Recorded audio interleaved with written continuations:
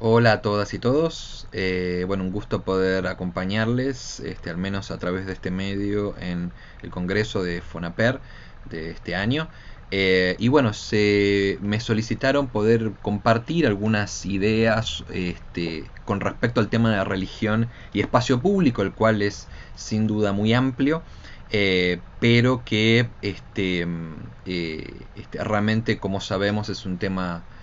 muy coyuntural, muy fundamental para muchos de los debates que se están dando en este momento. Entonces voy a pasar a leer la ponencia que preparé, la cual titulo Religiones y espacio público, de la neutralidad exclusivista a un pluralismo democrático e inclusivo. La relación entre lo religioso y el espacio público ha sido un tema de debate durante la era moderna, cuyas consecuencias, con sus posibilidades, errores, reduccionismos, heredamos hasta la actualidad. Representa una trama compleja, porque no evoca solamente a la visibilidad de las comunidades religiosas en las sociedades. Es más bien un campo atravesado por muchas disputas y abordajes. Por ejemplo, hace eco a cómo se redefinen los procesos de secularización, es decir, los cambios en los modos en que lo religioso opera en la sociedad civil y en el campo político, también sobre cómo se entienden las religiones y qué lugar se les otorga, desde dónde deben posicionarse y qué temas son permitidos abordar o no, y cuáles son los mecanismos establecidos para dicha visibilización, entre muchos otros temas que podríamos mencionar. Si analizamos los problemas contemporáneos de esta relación, podemos identificar tres elementos que entran en tensión constante: la extensión sociológica de la presencia del campo religioso, los canales político-institucionales que vehiculizan dicha relación y el abordaje de agendas de coyuntura que desplazan las bases de la relación.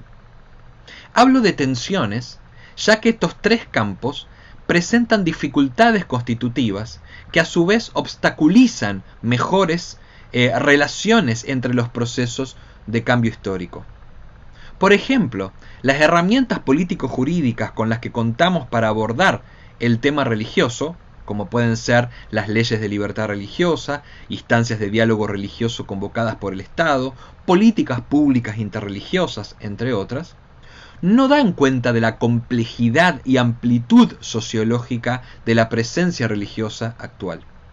No solo en términos demográficos, sino también ideológicos, políticos, teológicos. Por su parte, muchos espacios religiosos ven con ciertas resistencias la vinculación con el campo de la política institucional, tanto a raíz de estos aspectos mencionados en relación al desconocimiento de la clase política o del Estado con respecto al mundo religioso, como también porque muchas veces los espacios religiosos definen o entienden como una especie de intromisión el hecho de seguir los necesarios y consensuados procesos establecidos del diálogo político. Es decir, quieren incidir en el campo de la política, pero sin seguir las reglas del juego.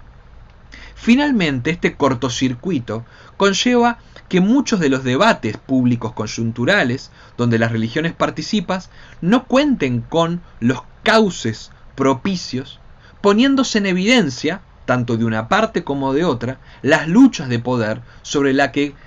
corresponde a cada parte. Volviendo al concepto de espacio público, las tensiones entre estos tres campos también afectan en las dinámicas políticas concretas que se dan en él. Por ejemplo, algunas religiones alegan la sola densidad sociológica como una forma de legitimar sus posicionamientos sobre temas de coyuntura, sin considerar que existen mecanismos y marcos políticos jurídicos que encaminan el diálogo público y donde todas las partes tienen el mismo derecho y el mismo estatus para ser escuchadas y respetadas. Aducen que por el solo hecho de ser religiones cuentan con un derecho particular, con un estatus que los diferencia del resto, como una especie de exclusivismo epistémico que les permite no solo imponer valores universales, sino también alegar discriminación frente al avance de otras agendas.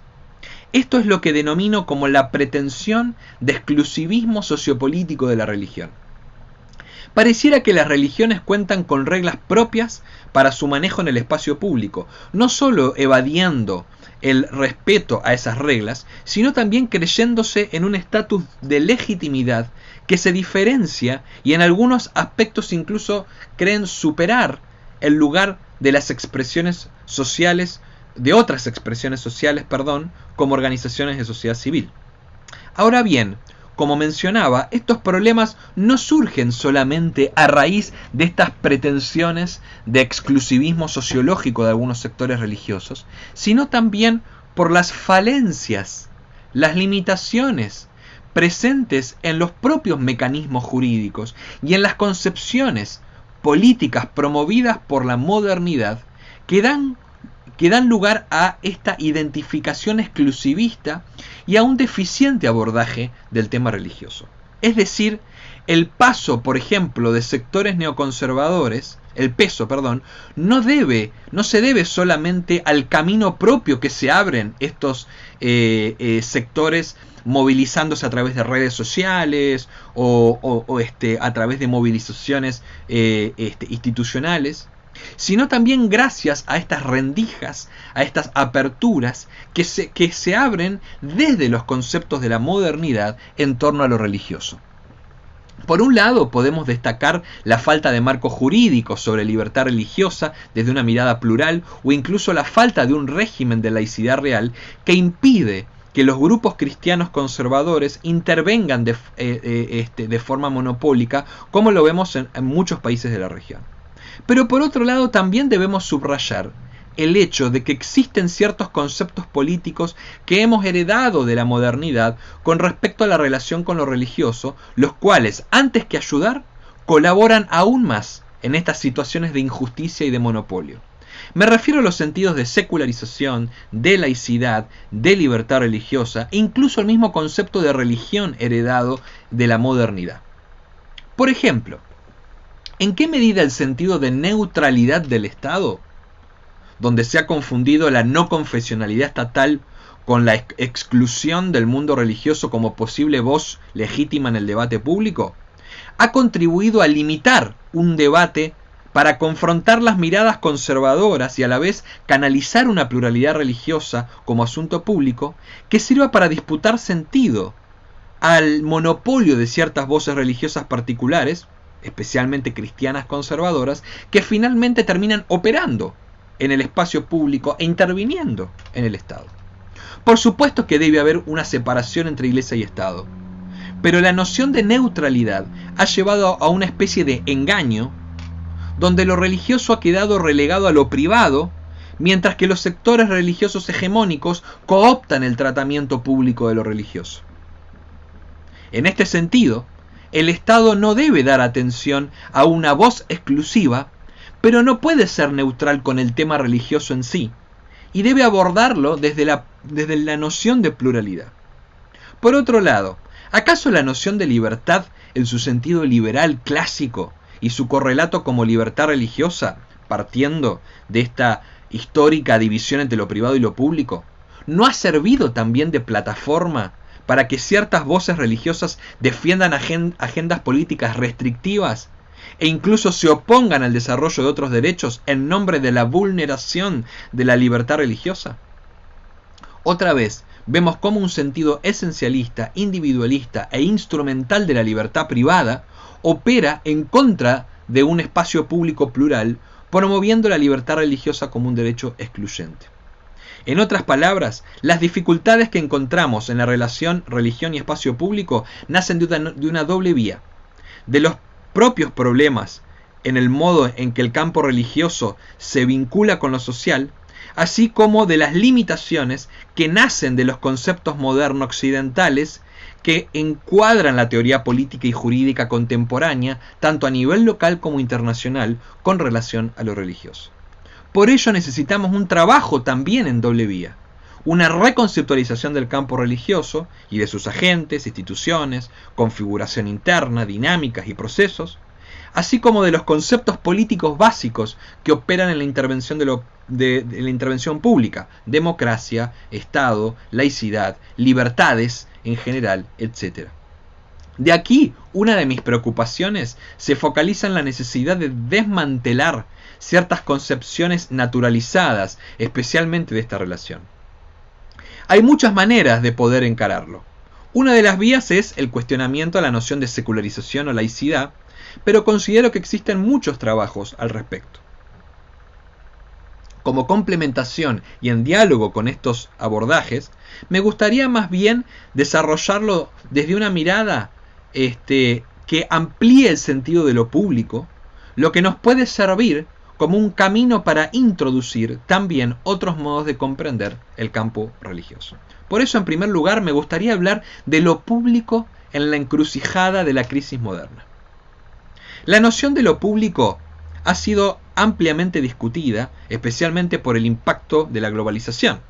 Los estados ya no son las instituciones hegemónicas de su resguardo a partir del impacto del mercado global o del nacimiento de instancias regionales o multilaterales. La idea de nación ya no representa un concepto homogéneo de construcción identitaria en vistas de los desplazamientos fronterizos de sentido. Y el alcance de los medios de comunicación han transformado las formas en que se construyen los sentidos. Esto ha movilizado una producción amplísima que va desde las ciencias sociales y la redefinición de territorialidad en lo público hasta la filosofía, con las implicancias de la noción de lo común, o las ciencias políticas y el impacto de las institucionalidades modernas tradicionales. En esta presentación no contamos con el tiempo para desarrollar todas estas aristas.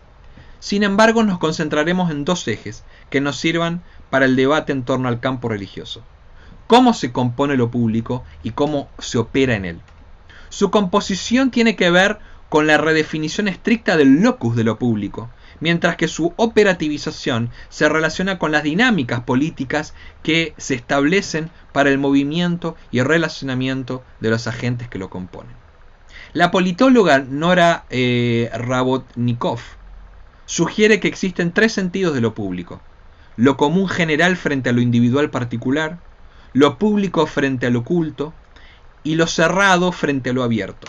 Entonces me gustaría preguntar cómo se ha jugado estas dinámicas entre estos sentidos en relación a la definición de lo público hoy. Si nos remitimos a sus orígenes, lo público nace de la noción griega de polis, como el espacio ciudadano, en sí excluyente ya que los ciudadanos eran solamente los varones libres, donde se delibera con la palabra sobre lo que tiene que ver con las cuestiones comunes del grupo. Para esta deliberación se parte de la distinción platónica entre episteme o logos, el conocimiento de la verdad, y doxa, como la mera opinión, la cual implicaba una jerarquización en términos de manejo del lenguaje, formación e incluso pertinencia socioeconómica, como diríamos hoy, cuestiones de clase. Posteriormente también podemos remitir a la influencia del derecho romano, a partir de la distinción entre res publica y populus, frente a la res privata, junto a incomercio y el patrimonio. Mientras los primeros elementos tienen que ver con este grupo que maneja ese logos, ese debate público, lo que llamaríamos hoy, por ejemplo, la clase política. Lo segundo, la res privata, se relacionaba con el poder del pater familias, en el domus, es decir, el padre en la casa. El uso de lo público se transforma en los siglos XVII y XVIII, donde se establecen las diferencias entre Estado, comunidad e individuo. Una de las ideologías que más impacto tuvo fue el liberalismo, y es el liberalismo, que une el bien público con el bien privado, como una forma de proteger los derechos individuales y el territorio. En este proceso se dieron algunas paradojas. Por una parte, el reconocimiento de las individualidades pluralizó el espacio público. Nace aquí la discusión sobre los derechos, especialmente los individuales. La concepción liberal del espacio público se enfoca en la satisfacción del individuo y su libertad. Sin embargo, paralelamente nació la idea de Estado, a partir del siglo XVII, como un modo de resguardo de esos mismos derechos individuales. Ahora bien, como afirma Jürgen Habermas, la dimensión burguesa y liberal del Estado comienza entre el grupo 17 y 18, en el siglo 17 y 18, se contradijo a sí misma, ya que comenzó a ser reaccionaria frente a esta posibilidad del pueblo autónomo. La respuesta a este proceso fue una paulatina distancia entre lo que llegó a distinguirse como la comunidad política de la comunidad social, la clase política de la sociedad o concretamente del Estado y la sociedad civil. Lo estatal, en tanto administración de lo público e institución que resguarda la soberanía del territorio y a partir de ahí los derechos individuales, devino en una concepción institucionalista y procedimental de lo político, elemento que comenzó incluso a ser cada vez más ajeno como elemento constitutivo de la sociedad. Es decir, los procesos de institucionalización de lo político y el nacimiento del Estado, basados en los sentidos de soberanía y nación, despolitizaron formalmente el campo de lo social. Pero digo formalmente porque ello efectivamente no sucedió.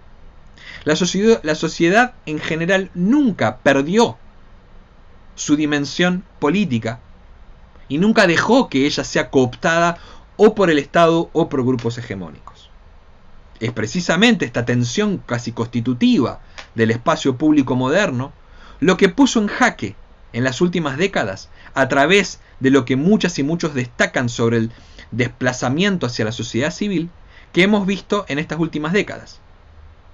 Frente a la desatención y pérdida de representación de lo estatal y el avance del neoliberalismo, se levantaron muchas voces desde la sociedad civil que atendieron a las demandas de grupos particulares y construyeron procesos de organización, representación y movilización.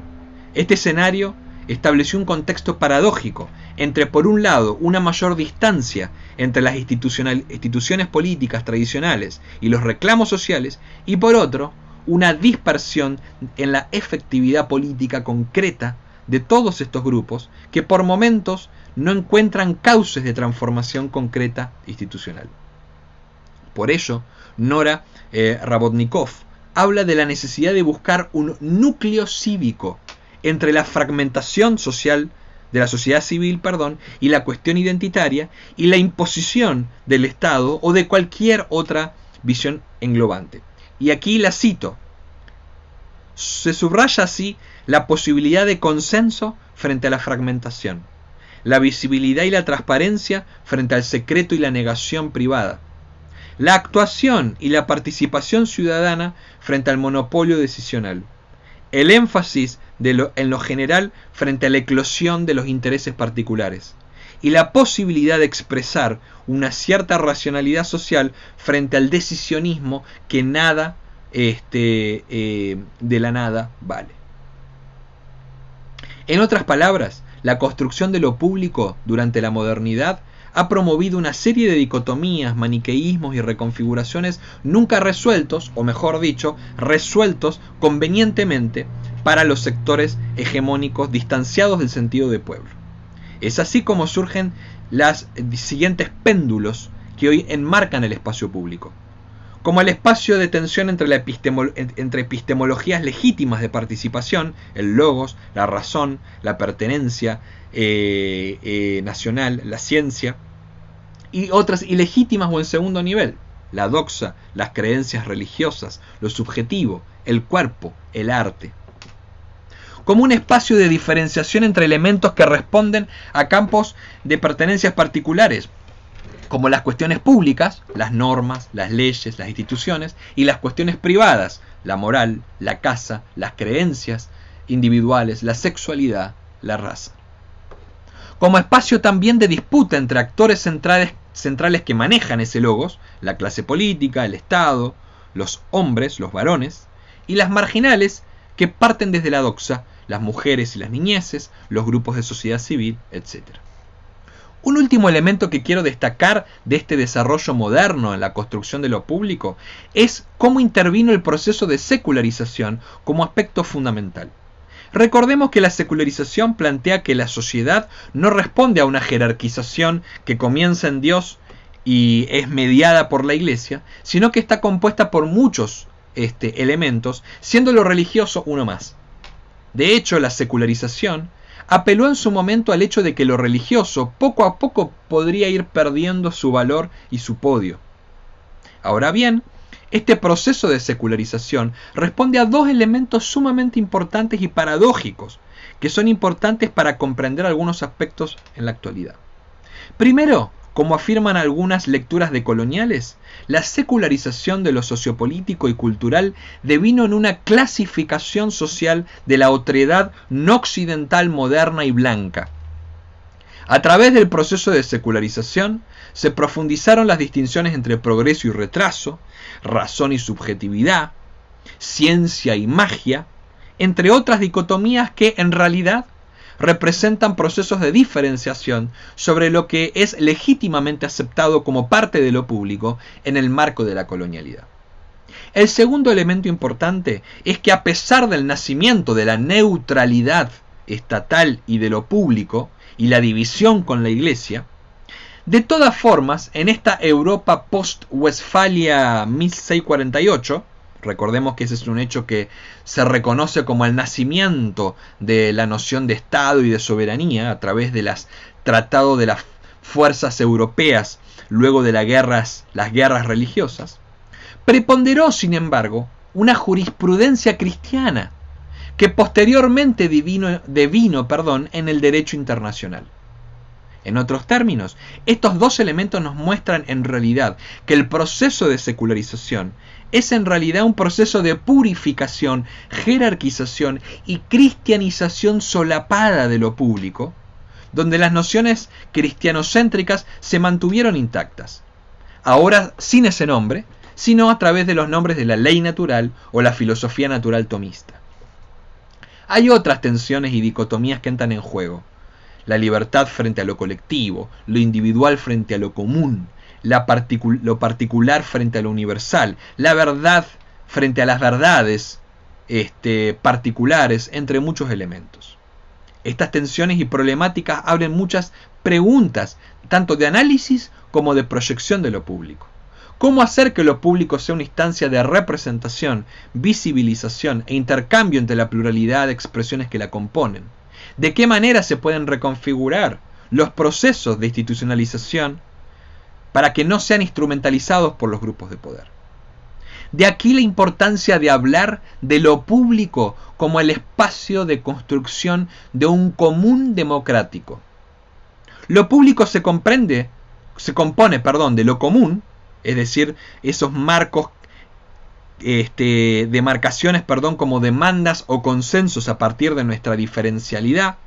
y lo compartido, como aquellos elementos simbólicos institucionales que construimos para visibilizar, al menos provisoriamente, eso que decimos tener en común. Responde a la distinción y a relación entre lo común general y los espacios públicos de deliberación para su determinación. Es, en palabras de Rabotnikov,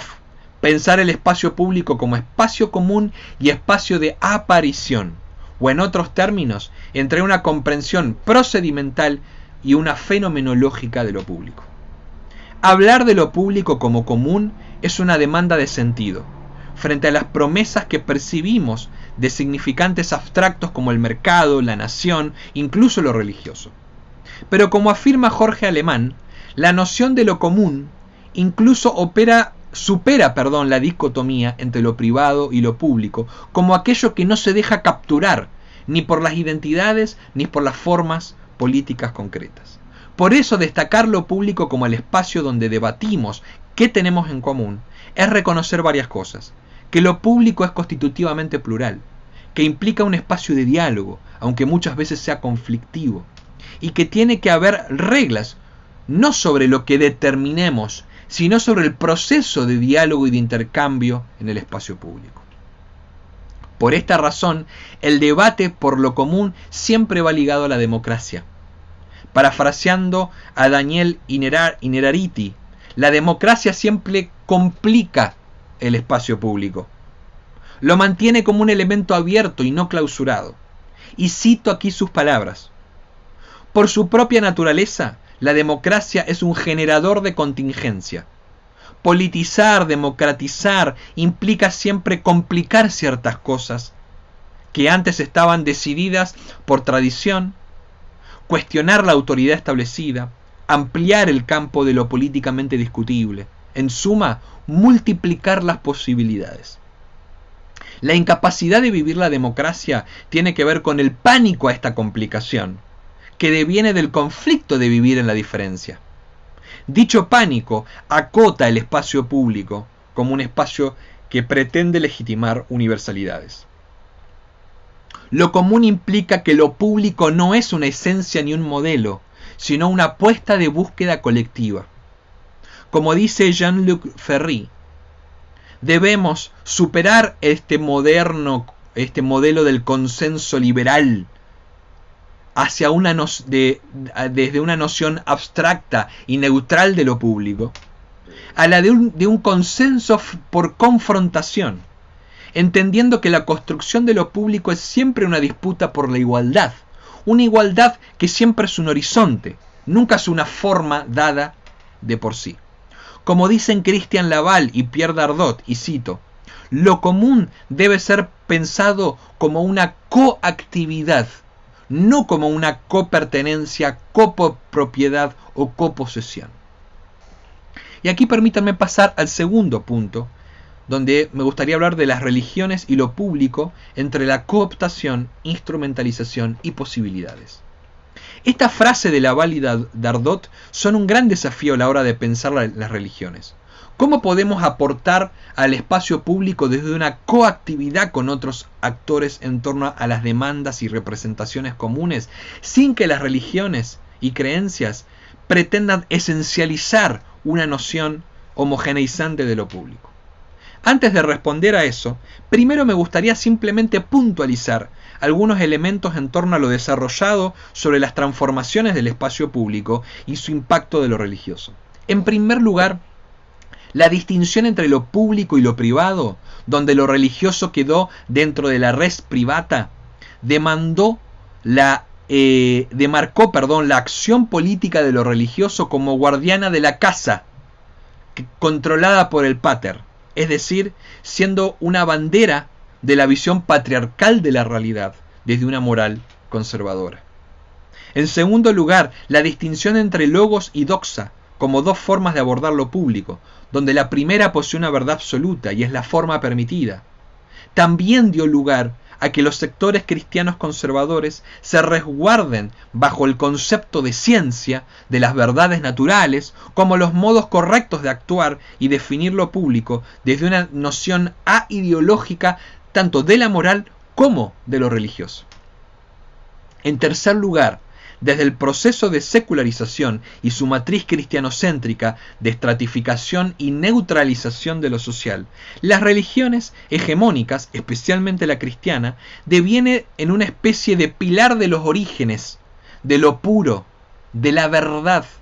lo cual se traduce en disputas políticas y jurídicas muy concretas sobre lo que debe permitir y prohibir, o lo que se debe permitir y prohibir en nuestras sociedades. En cuarto lugar, la división entre lo estatal o partidario como política procedimental y administrativa que controla el espacio público, en contraposición a la sociedad civil,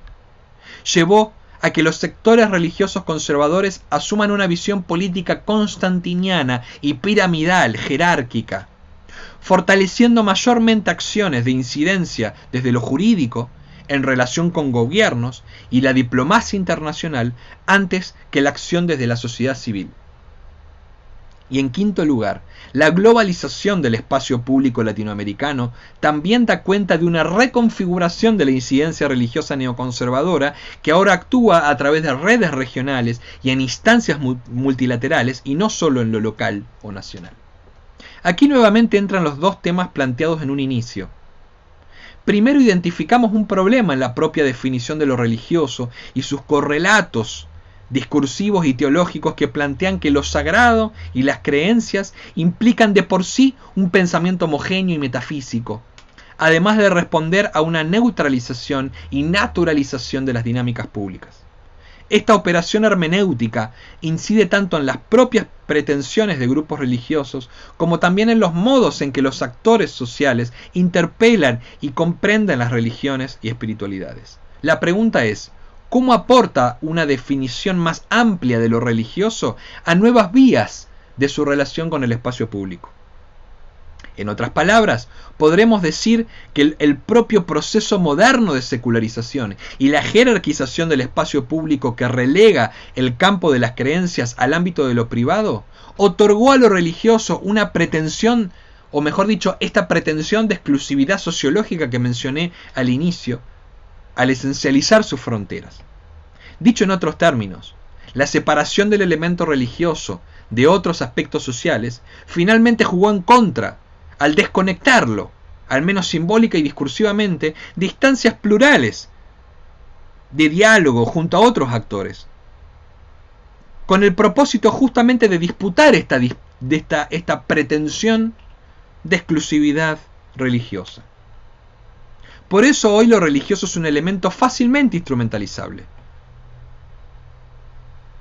Y por otra parte, como hemos indicado también, las distinciones y jerarquizaciones que plantean los imaginarios modernos y liberales sobre lo público también intervienen en la forma en que este vínculo se gesta a través de los propios términos políticos, como los mencionados. Pero profundizando aún más podemos identificar tres elementos de la definición de lo público en la modernidad que tienen directa relación con el campo religioso, a saber, la neutralidad como una especie de purismo que trasvasa las particularidades y subjetividades, la idea de lo público como un orden determinado por leyes naturales, y en tercer lugar la primacía del individualismo como la unidad básica de comprensión de la realidad. Los tres pilares se reflejan en los discursos religiosos conservadores de la siguiente manera: a través de la desideologización de lo público y lo político, acusando de sesgo o parcialidad ideológica como un campo que se quiere imponer o contraponer a la ciencia, como la llamada ideología de género, o promoviendo la ciencia natural frente a las ciencias sociales y apostando por un sentido restrictivo de la libertad, como la libertad religiosa, la cual posee un estatus de mayor valor frente a otras libertades y colectivas. ¿Cómo pensar entonces en las religiones y espiritualidades como un aporte a ese principio de lo común democrático que requiere el espacio público contemporáneo? Aquí necesitamos también retomar los dos elementos centrales que mencionamos: la forma de legitimar la presencia pública de lo religioso y el modo en que operan políticamente.